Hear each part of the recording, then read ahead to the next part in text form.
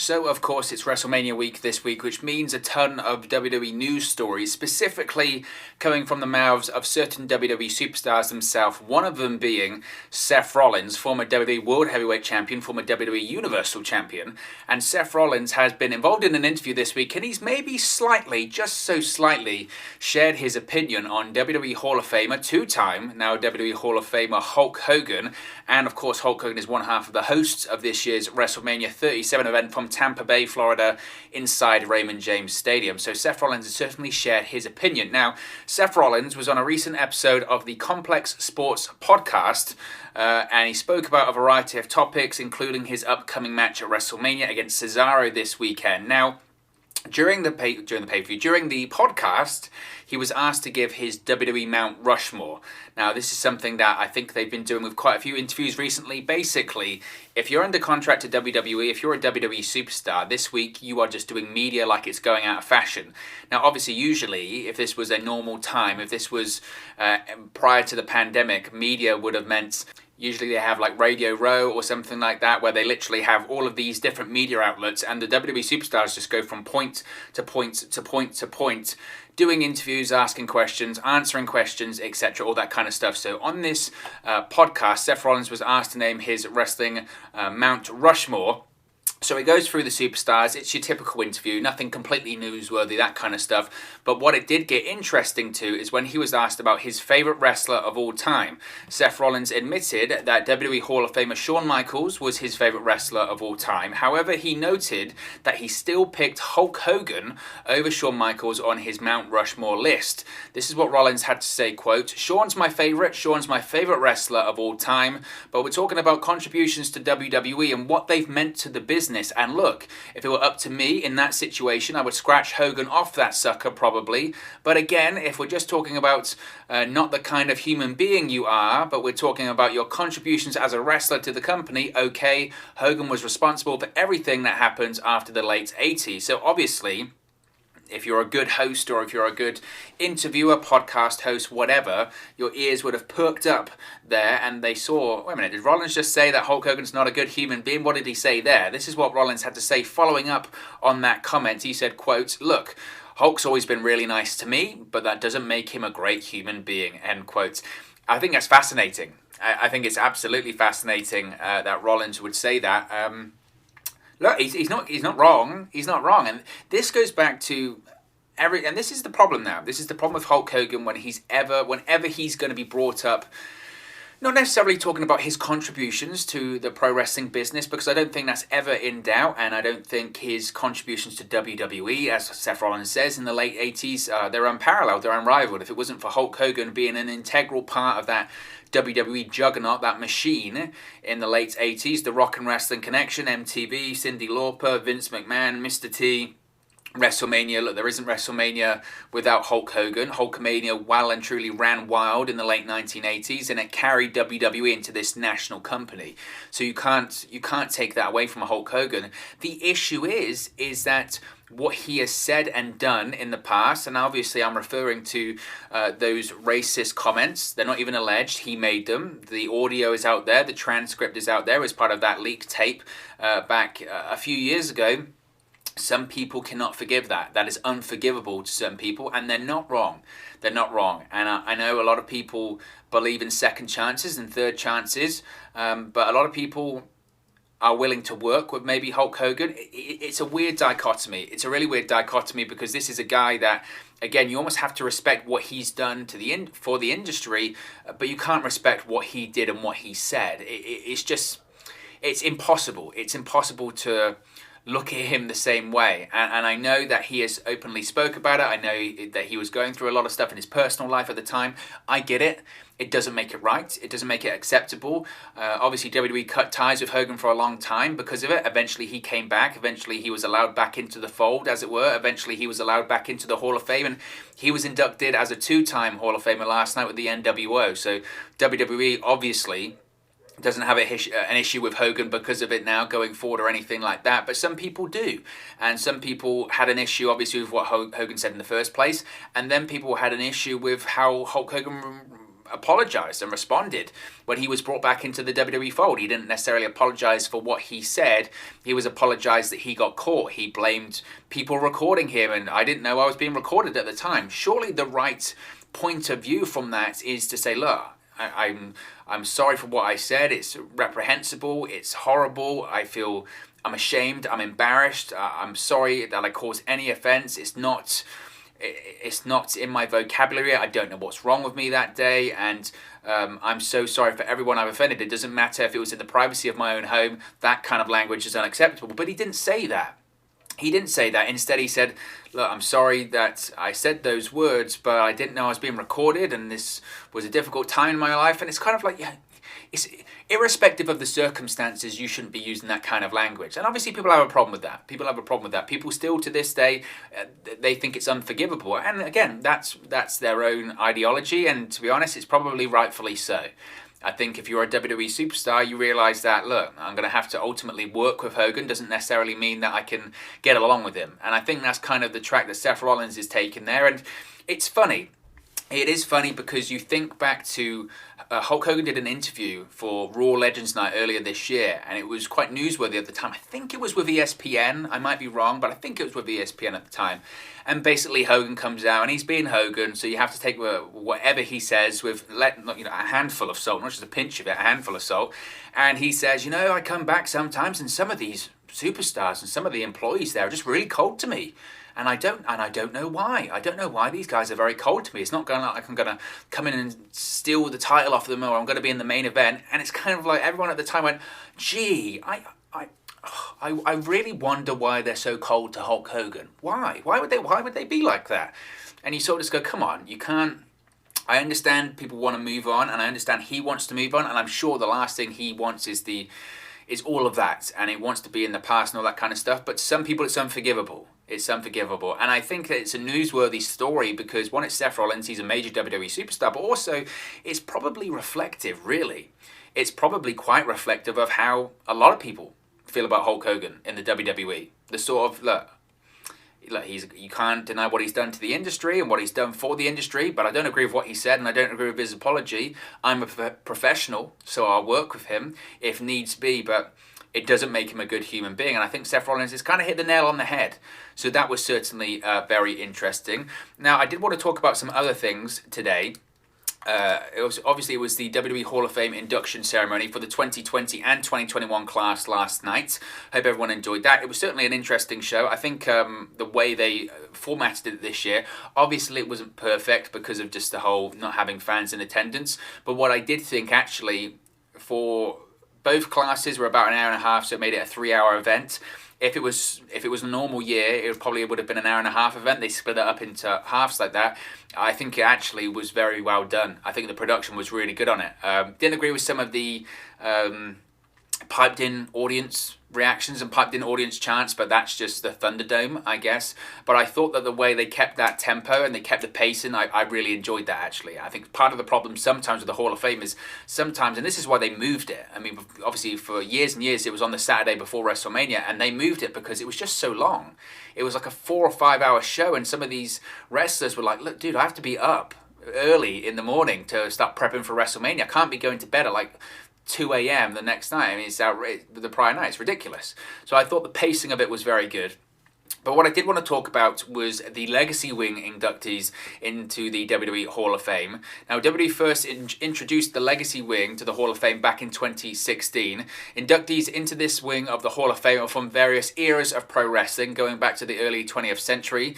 The following stars were announced during last night's Hall of Fame induction ceremony to be inducted into the Legacy Wing.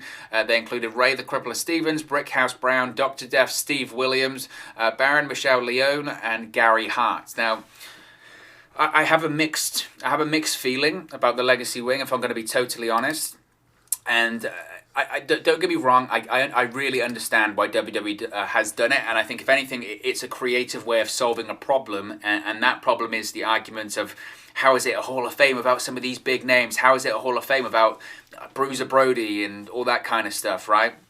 And the Legacy Wing, I think they inducted Lou Thez and all that kind of stuff. The Legacy Wing is to getting those names that do add legitimacy to the Hall of Fame, but also WWE realizes and this is just terrible, but I guess it's just what it is that necessarily if they do a WWE Hall of Fame induction class with Lou Thez as the headliner, loads of people are going to tune in and watch. I would. I'm a fan of pro wrestling. I'm a historian of pro wrestling, and if you're probably watching the channel, you would as well.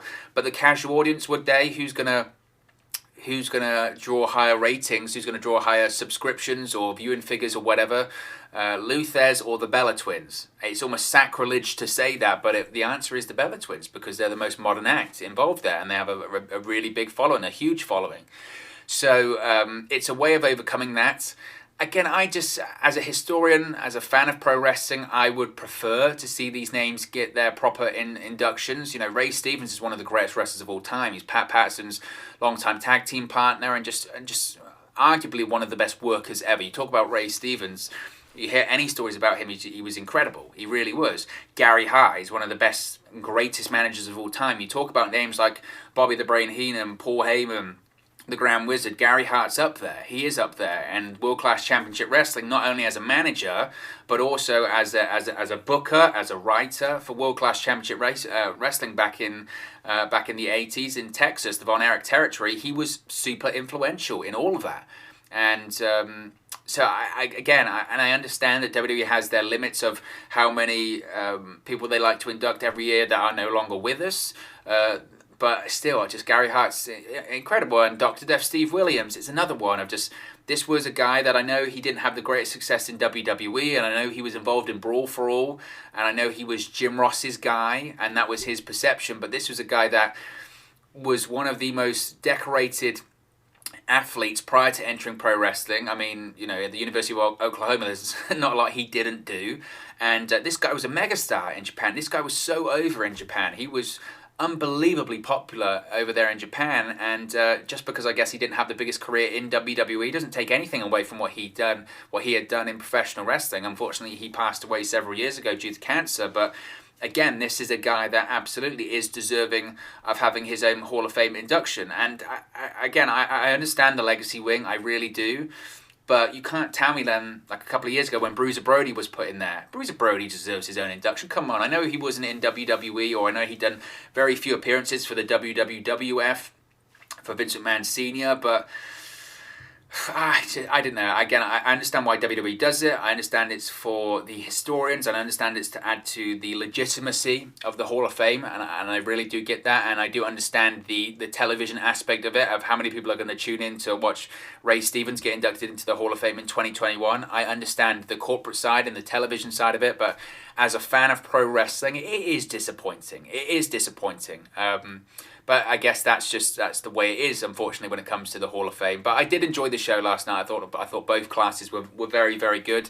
And one more thing I do want to talk about is WOW, because this is really interesting, is the Monday Night Raw ratings and viewership. Now, I know one could argue that we only talk about the Raw ratings here when they're not good, which probably is a fair criticism. But, I mean, Monday's show, I think the reason I do want to talk about it is obviously because the figure itself is not good. But also the fact that I thought Monday's episode of Raw, for a WrestleMania go-home edition of that show, I mean, it has to be up there with the worst WrestleMania go-home edition of Monday Night Raw of all time. Now, obviously, I don't know. I haven't been around. I mean, Raw started, I'm probably showing my age here, but Raw started when I wasn't even alive. So that was 93. I'm born in 95. And I haven't seen every go-home episode of Monday Night Raw for WrestleMania, but of the ones that I've seen, and maybe I've been spoiled by this, I thought it was awful. I mean, it was awful, Monday Night on Raw. It really, really was. It was one of those shows, and I was talking to a friend of mine about this as well, and the purpose back in the day, and maybe this is different now because of the network and all that kind of stuff, but the purpose back in the day was that go-home edition of Raw, before any pay-per-view, but especially WrestleMania, was meant to get you so hyped and excited for WrestleMania that if you had any doubts whatsoever about buying the pay-per-view or watching the pay-per-view, all doubts were just removed from your mind. You were so excited because WWE had just convinced you with that show, you have to buy WrestleMania. You're going to be missing out. Man, are you going to be missing out if you don't watch WrestleMania, if you don't buy that pay-per-view. And Monday's episode of Raw, If anything, it did the opposite. Of course I'm going to watch WrestleMania. It's the biggest show of the year, and I'm still excited for WrestleMania. I'm excited for all of the events that are occurring this week as we head into the Showcase of the Immortals on Saturday and Sunday. But if anything, this episode of Raw on Monday made me less excited about WrestleMania. It was that bad because everything you just rolled your eyes at and you went, "Oh my god, it's so boring," or it was just ridiculous. It was so boring and dull, and certainly didn't feel like the biggest point of the year or the biggest part of the year. If this is the biggest and the best that WWE can do this year on Raw, that is really worrying because it was not a good show. So, Monday's WrestleMania 37 Go-Home edition of Raw, featuring the final build, if you want to call it that, on the road to WrestleMania 37, drew an average of 1.701 million viewers across 3 hours on the USA Network. This is according to Showbuzz Daily. This is exactly in line with last week's 1.701 million viewers. For this week's show, the first hour drew 1.759 million viewers. The second hour drew 1.723 million viewers, and the third hour drew 1.622 million viewers. Raw ranked 10th for the night in viewership on cable, which is down from last week's 8th spot. Raw ranked number 1 for the night in the cable top 150 with an average 18 to 49 demographic rating of 0.52, but it is down from last week's 0.56. This is the second week in a row that Raw was ranked number 1, which comes 2 weeks after an 8-week run at number 1, which was ended due to college basketball. Now, this is the 12th week, of course, where Raw had no football competition, and it is the second since the NCAA basketball competition on cable, which puts them back in a multi-week streak at the number 1 position in cable. Now, this week's Raw is tied with last week's show for the lowest viewership of the year, but went up against the NCAA finals on network television. This week's 18 to 49 key demographic was tied with the January 25th as the lowest of the year too.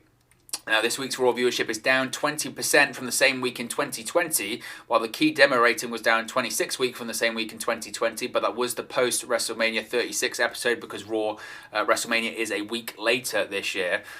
Now, obviously, a lot of numbers, and you can, whenever we read out these numbers, you can look into them how you will, and stats and figures can always be manipulated and twisted to fit an agenda or fit a narrative. I get that. But I think, to be honest, I think the viewership and the ratings reflect the show. It was awful. It wasn't worth watching, so people didn't. Now, historically, basically the way the ratings work for WWE throughout the year, or at least they used to, was that this would be the time of year that WWE would really hit those big numbers for Raw and SmackDown and whatever programming they had, because they had no competition. That's the whole point of having WrestleMania at this point of the year. You don't have the competition really from football on Monday nights or anything like that. Most sports aren't playing. I know baseball is coming back and all that kind of stuff, but the point being is that the competition is limited, especially on Monday nights. And even without this competition, you know, it's just still not been good. It's still not been good. And again, I know that television is different now and you can't look into everything for television ratings. It doesn't tell the whole story. Lord knows I have preached that time and time again. And again, not wanting to be hypocritical or anything like that. You look at AEW. If AEW is number 1 in the ratings, the rating, not viewership, but they're number 1 in the ratings for Wednesday nights, people rant and rave and they say this is phenomenal. Look how well AEW is doing. It doesn't matter about the viewership. What matters is the key demographic, because that's what the television networks care about. That's what the advertisers care about. And that is fair. That is fair. And that's the same for Raw. They were number 1 on Monday night. So why should you criticize them? The reason you should criticize them, I think, is because the show was bad and less people are watching. Less people are watching. That's fundamentally the problem. And this is a show that's been on the air now for, what, is it something nearly 30 years? You know, nearly 30 years or so, 28 years, something like that. And still, people know that Monday night from 8 to 11, there's Monday Night Raw, and less people are watching. Now, the audience arguably maybe is a bit younger. I don't know. There's, again, like I said before, there's so many ways to look into that and spin it to fit a narrative, but that show is just not good. It's just not good. And the viewership reflects that. So there are so many things to fix on Monday Night Raw. I just think it's an interesting story that you would think at this time of the year, of all times of the year, that the ratings or the viewership would improve because the content would improve, and it hasn't. And my concern, if I was WWE, would be that obviously usually the historic lows are around the holiday periods, you know, at various points of the year, but especially once you get to the latter half of the year, once you start getting to December, that's when you really start hitting those lows again. If this is WWE's peak for the year on Monday Night Raw, then it's going to get really bad.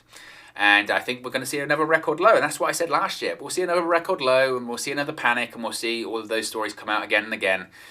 It's Groundhog Day whenever it comes to the ratings when you talk about Raw, so it is what it is. But of course, as always, it's just one man's opinion. What are your thoughts on the stories we've spoken about today? What do you reckon about Seth Rollins and Hulk Hogan, the legacy inductees into the WWE Hall of Fame, and the low viewership for Monday Night Raw this week? Let me know your thoughts in the comment section below. I'll do my best to respond and reply to all of your comments. Really enjoy interacting with you guys, talking about WWE, AEW, Impact Wrestling, New Japan Pro Wrestling, all things pro wrestling here on the channel. So be sure to get involved in the community, drop a comment below. All opinions are welcome. If you have enjoyed this video, please do smash a like on the like button too. It really does help us out here on YouTube, gut the rankings, and get into people's recommendation feeds if they haven't seen our videos previously. But most importantly, if you haven't already, please do subscribe to Wrestle News 365. You can do that by clicking the bottom right hand corner of the screen right now, or if you wait a few seconds, there'll be a subscribe button at the end of this video along with another video for you to watch. Thank you very much for watching, listening, streaming, or however you come across this video today, and I'll speak to you again very, very soon. Hey guys, thank you for watching, listening, streaming, or however you come across this video today. Be sure to click on the video on the right there to watch our next video, or click the bottom there to subscribe, or the bottom right hand corner. Thank you very much, and I'll speak to you again very soon.